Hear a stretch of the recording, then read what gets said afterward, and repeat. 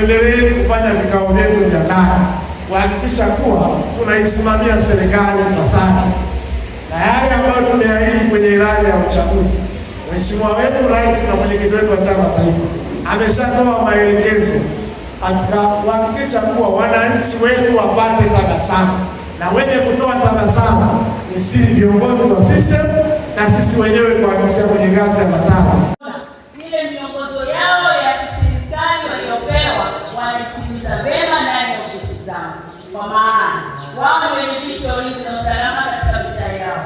Sisi kamati za siasa na viongozi wa matawi tukawaone na tukaangalia, je, wanatimiza vema usalama? Tumeshinda, tumeunda serikali, sisi ndio wenye nchi. Tatizo nini?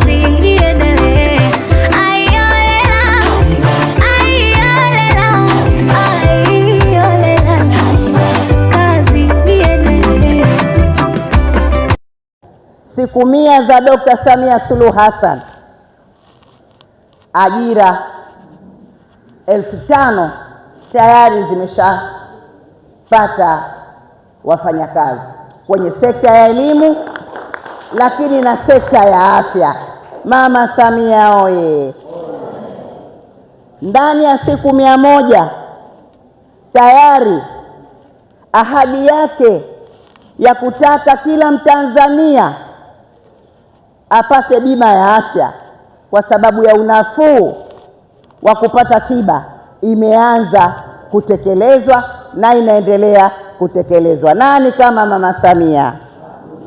Lakini ndani ya siku 100 alizungumzia mama swala la kuhakikisha hakuna maiti inazuiliwa kwa ajili ya kudaiwa kwenye mahospitali yetu. Mama Samia oye! Hilo lipo na linaendelea kuchakatwa na hakika litafanyiwa kazi.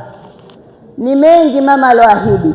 Masuala miundombinu, tunashuhudia mabarabara sasa hivi yanaendelea kujengwa. Sasa wana CCM wenzangu wa Temeke, hayo ndio mambo tunayotakiwa kumuunga mkono rais wetu ili serikali iweze kuyatekeleza. Hatutaki kupata muda tena wa kujadili mambo yanayozorotesha umoja na mshikamano wetu. CCM oye!